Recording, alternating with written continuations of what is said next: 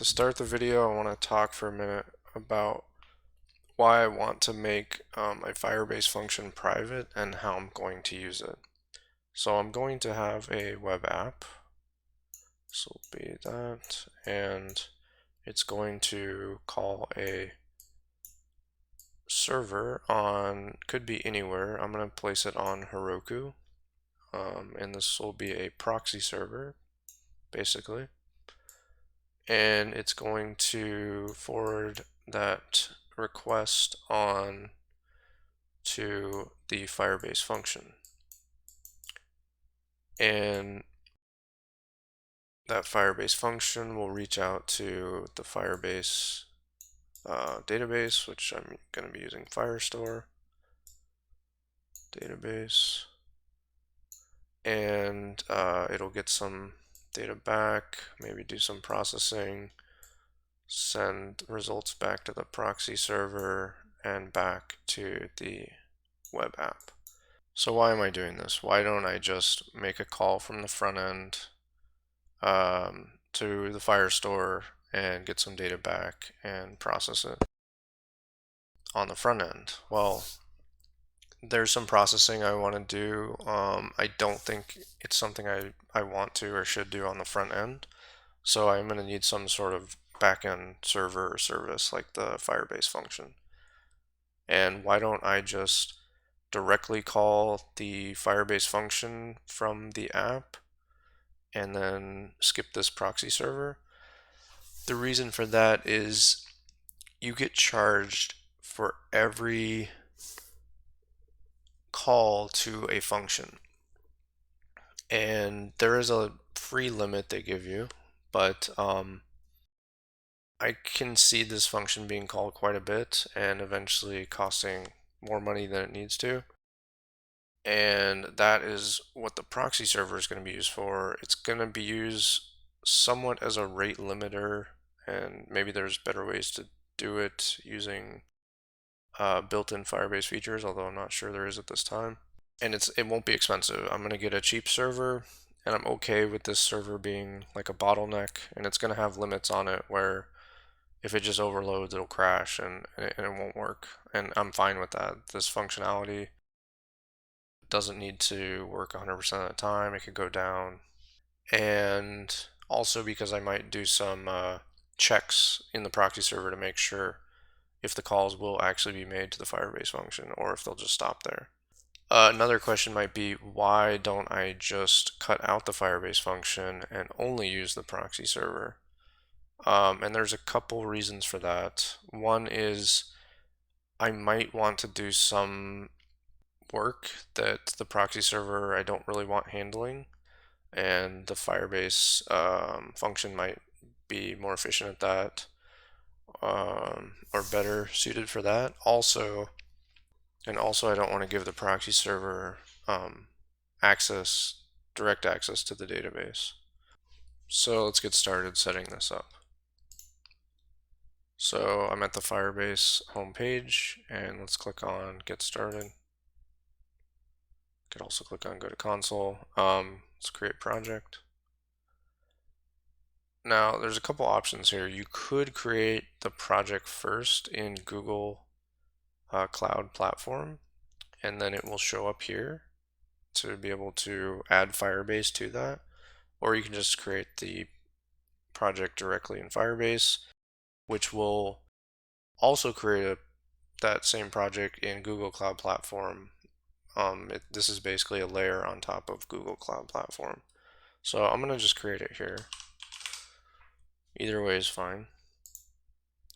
I'm going to disable analytics, create the project. Okay, click continue. And now we're going to want to basically just work with functions right now. So I'm going to click functions and get started.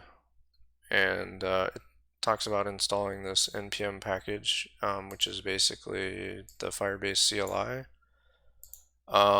There is another option if you would rather install it without using the npm package, and that's through the standalone binary. You can go to this URL here and install it.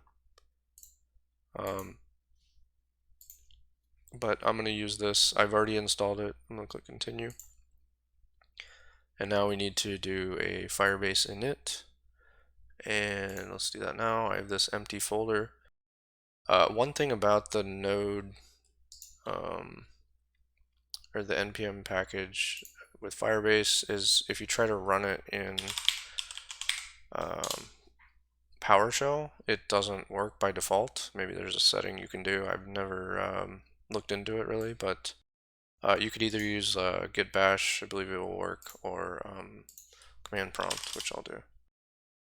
And Firebase, so instead of init, which they said, I'm going to do init functions. Before you run this, you might have to log in, but after you log in, you can run this. And yes. Existing project, yes. If you ran init without this functions option at the end, it would give you, you could still just do functions, but it gives you other options to set up the database, hosting, etc. So I'm just going to be working with functions, so I just did that. But either way is fine. Okay, I'm going to choose my existing app. I'm going to go with JavaScript. This you can go either way. I'll just go with the default. You can always do that later. And I am going to install the dependencies. So I'll say yes. This will just take a second. And now that we have done that, I'm going to open this in VS Code.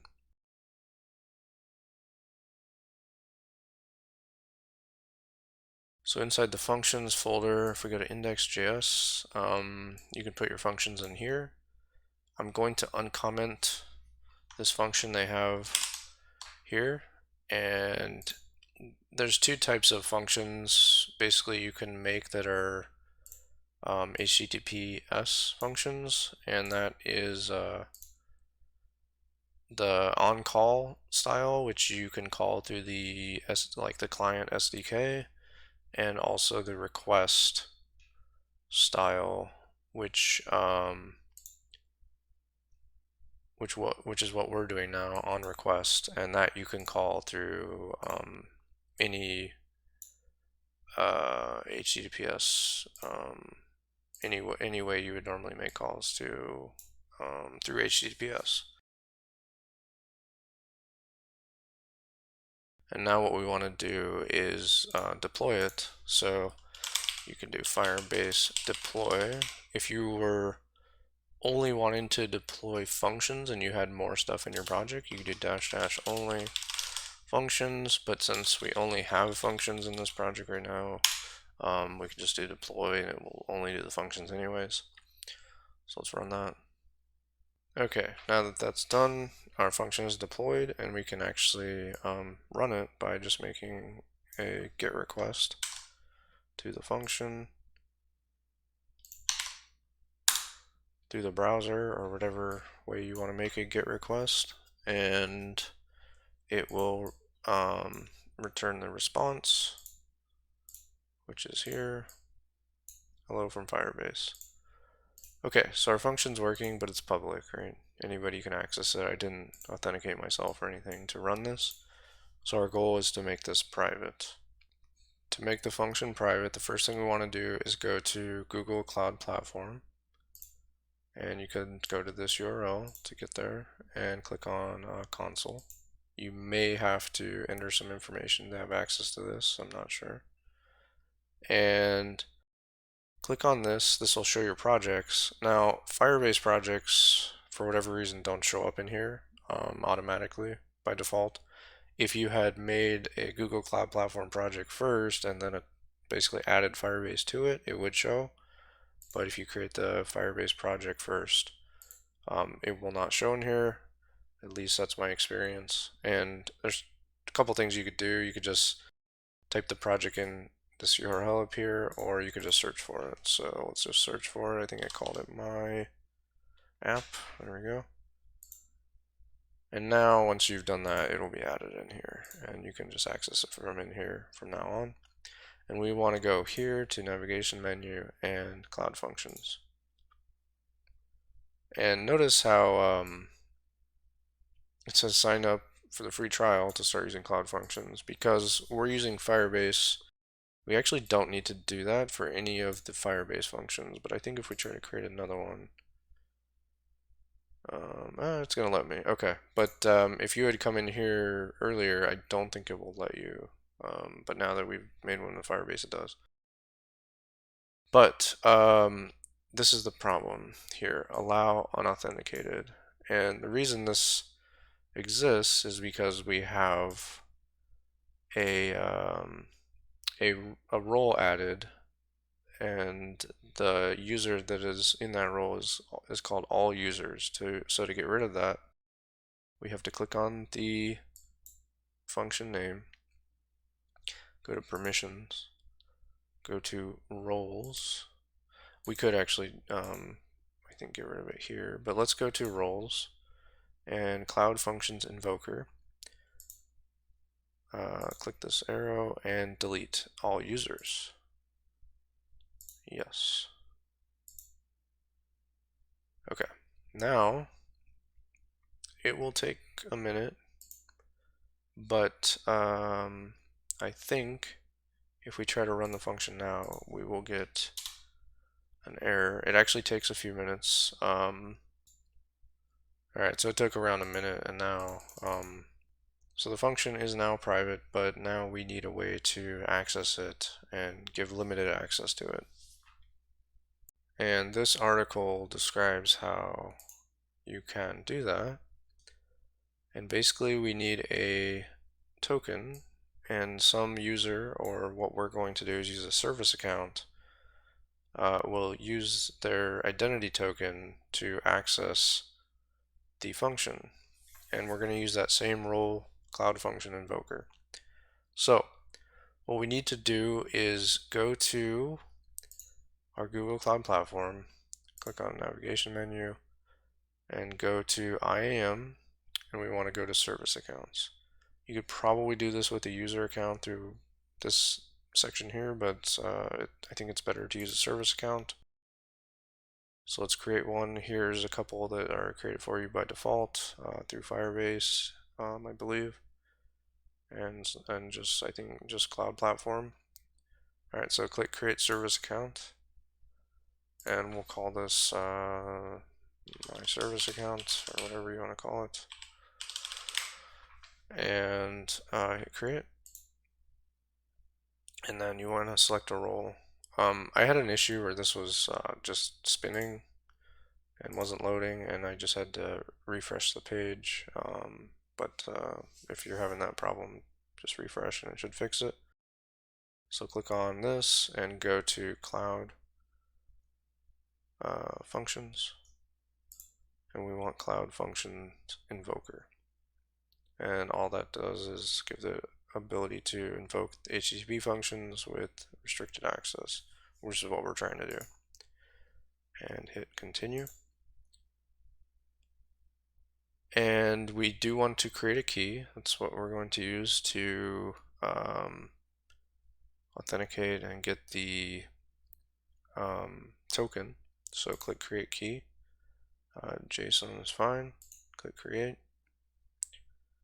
Okay, and it stores it in a file here. I'm going to grab this file, cut it, and put it in my actually it will go in my Express server. We're going to do something different than use this file, but for now we're going to use the file. Okay, so this is where my Express server is going to go. And the Express server is what's going to be running on our proxy server, in my case, Heroku. So let's start by opening up this up in VS Code, or whatever editor you're using. And I'm going to open up the integrated terminal, and we're going to do an npm init-y to create a package JSON. And then we're going to install Express. And what else do we need? We're going to need Google Auth library is what we're going to use. So we can install those all at the same time, just separating them with spaces. You can also install them individually, it's fine. And now we are going to create a server. You can call that whatever you want. And we're basically going to create a Hello World Express program really quickly. So, oops, const express equals require express, and const app equals express, and then const port equals, let's just start it at 3000, and then app.listen, and then we'll pass in the port and a callback just so it will tell us that it's running. Listening at port, and then we'll use a template string. Oops, can't type all of a sudden. There we go. Port. Okay, save it and run it. npm start, or we could do, actually let's just do node server. Okay, cool.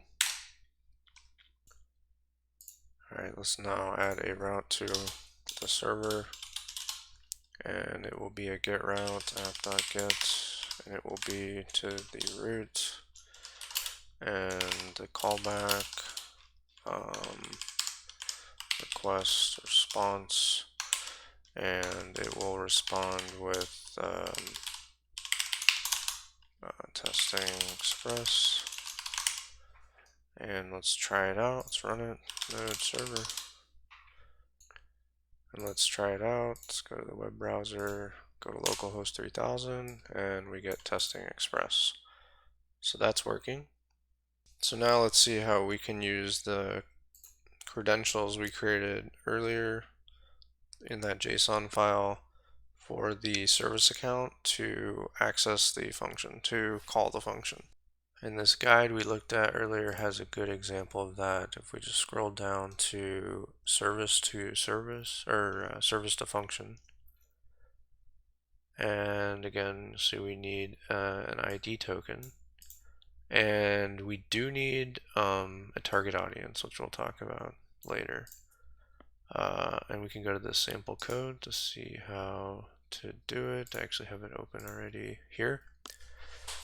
And this is the code we're just going to copy and paste. And let's put it in here, and let's just run it without the Express server for a moment so we can comment that out. And paste it in here. Control C to stop the server. So we're basically going to use this example. I'm going to do it a little bit differently without using async await. And let's go ahead and set that up now. So we have our auth here. This part's fine. And I'm going to call auth.getIDToken, which is the same as this. And we're going to pass it our target audience. Now, what is our target audience? Our target audience is actually the URL to the function. So we're going to go grab that and put it in here. I don't recommend hard coding it really, but we're going to do it for this example. And again, instead of async await, we'll just use then. And we're going to get a client, just like this, but we'll access it through this callback, the first parameter in the callback. And from there, we can make a request. So we can use the client to make a request. It has this method on it called request. Now, what is this request? This is from a library Gaxios or Gaxios, not sure how you say that, but what that is, just really quickly, is it's similar to Axios, but it's an Axios like interface on top of Node Fetch. So based on what this says, I think it will maybe deal with the refresh tokens automatically. If not, you'll have to do something like you'll have to use the refresh tokens to basically get new tokens if necessary, like this is talking about. So it's something you have to consider. But this request is going to automatically use the credentials we have. So we don't have to do, basically, we don't have to add this header. It automatically does that for us using the token we get back. It's pretty nice. That's all wrapped in this client, and then it's used in this request method. So we just need in here, this is just like Axios, we can provide a URL, and the URL is going to again be the cloud function. Let's throw it there. And then let's get the response. I'm actually going to remove this now. Let's get the response. And let's just log it for now and see what it does.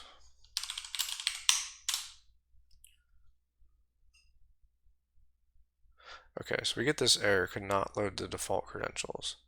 Now, it's not 100% clear from this example what's going on, but basically this Google Auth looks at an environment variable, and this gives you a little bit more information, and this is the Google API's package documentation. And what's going on here is it's looking for the environment variable Google applications credential, and it automatically this points to a file, and that file is our JSON file, and it will automatically read that file as long as the path to it is in the environment variable called Google application credentials. So let's set that up temporarily. We're going to use a different method actually, but temporarily let's set that up by just adding that environment variable programmatically in here. We could also just add it when we run the application, but let's just add it in here for something different. Credentials. We're going to set that to the path to this credentials file. So it's here. Just copy that. JSON. Okay, and now let's try to run it again.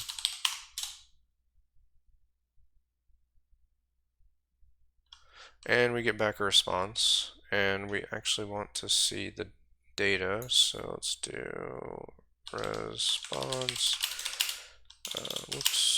console.log response.data, and this should be hello from Firebase. So now we're accessing our private function with the credentials we set up earlier. So now let's set up our proxy server basically. So we'll take our server code, let's uncomment this, and take this server code and cut it and put it after we get the client object. Let's put it right after that. So right here, and when we get this GET request, let's cut this. When we get a GET request, we're going to then so this is a GET request to our proxy server, and then it's going to make a request to the cloud function, and then instead of logging the response, let's send back the response. Whoops. Response. And just to be clear, this is the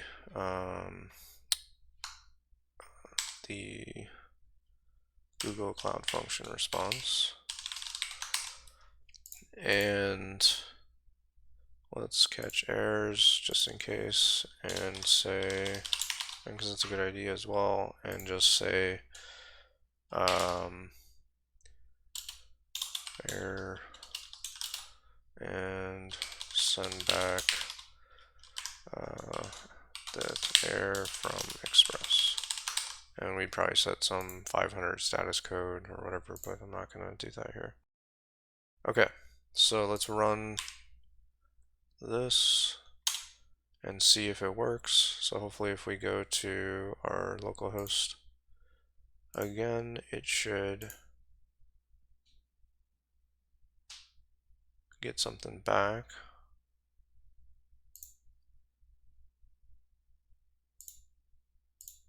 And we forgot to get the data from it. Let's try that again. Oh, whoops, I need to restart the server. Okay, so we're making a request to our Express server. It's making a request to Firebase, getting the response back, and sending it back to the client or the user. Okay, so that's set up, and now we need to figure out how to deploy it onto Heroku. So let's look at those guides again.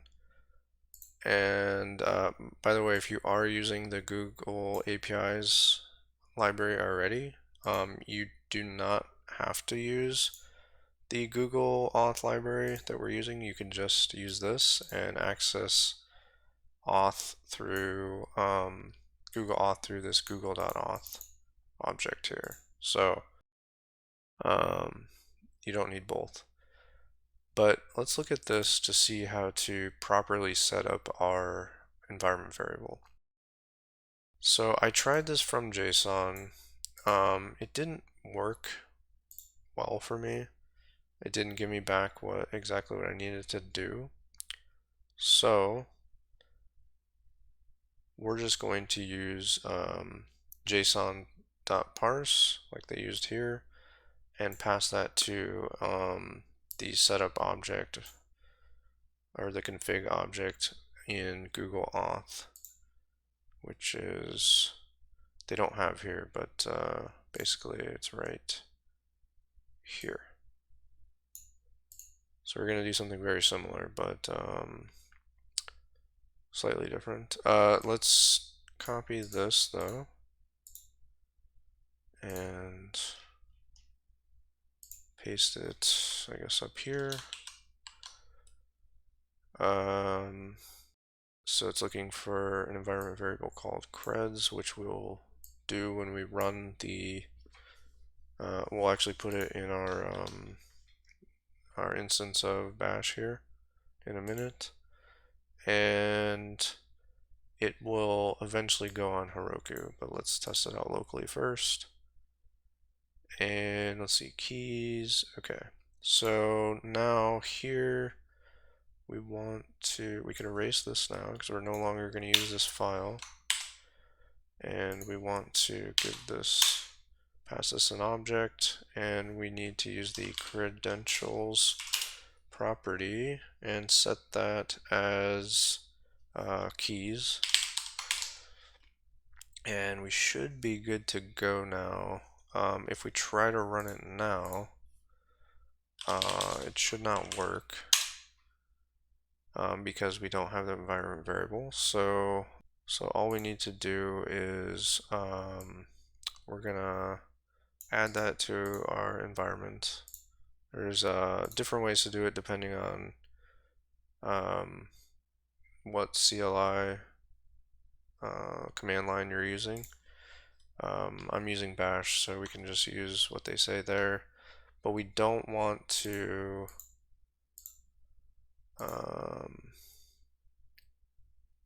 or we want to, let's start out with this and then paste what's in our file, and then end it with a parenthesis at the, a single quote at the end. Here, oops, here. Alright, so now that's in our environment here, and then we can run the server as normal. And now we didn't get the error because that exists and it's being read and set up here. So let's try it again. It should still work. We didn't get any errors, so it looks like it's still working. For running a proxy server on Heroku, I believe what we're doing is fine. They have something in their acceptable use policy that talks about running an open proxy. I don't think that's what we're doing. This would be something that would take basically any request and forward it on to whatever server it's is in the request, and then acting as a proxy that way. Ours is taking a specific request from our app and forwarding on to one of our functions and then sending the response.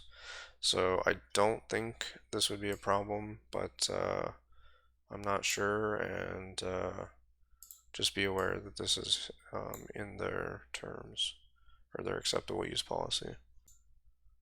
Okay, now let's go create our Heroku project. You can do it from the command line, but I'm going to do it from the website.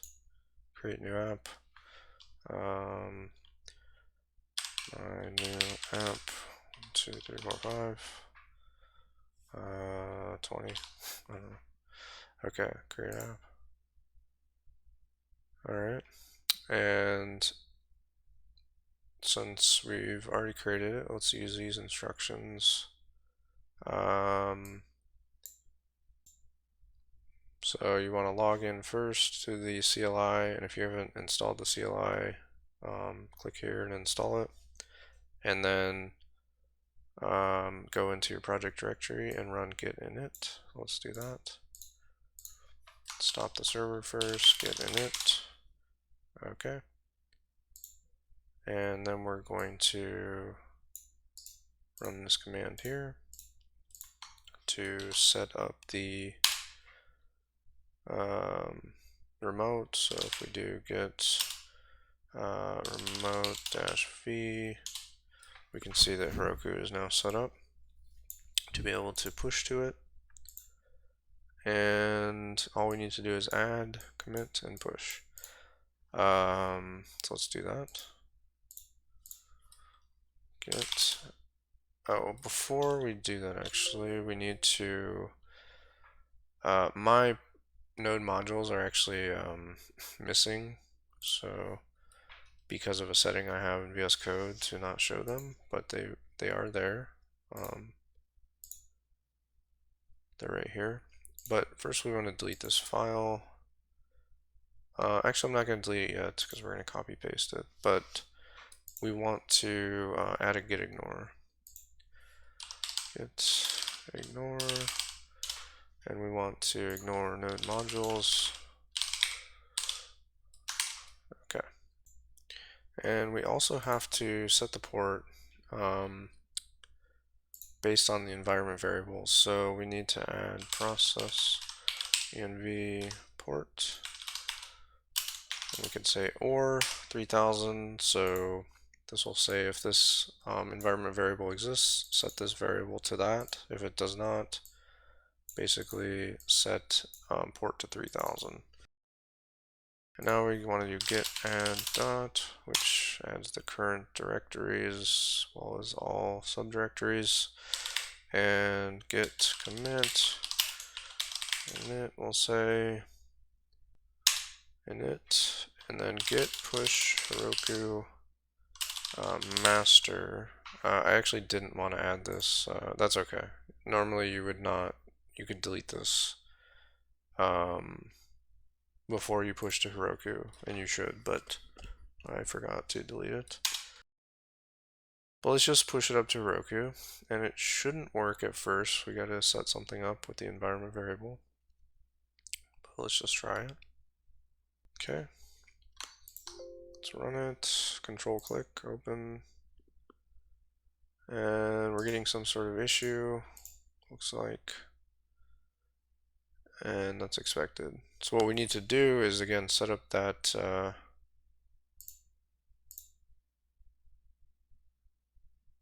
environment variable. So if we come into Heroku, we can go to settings on our app and reveal config vars. And ours is called creds. And we're just going to copy and paste the contents of this JSON file into there and hit add. Okay. And then that should be good. And now that the environment variable is set, if we try to load it again, it works. So hopefully this was helpful, and thank you for watching.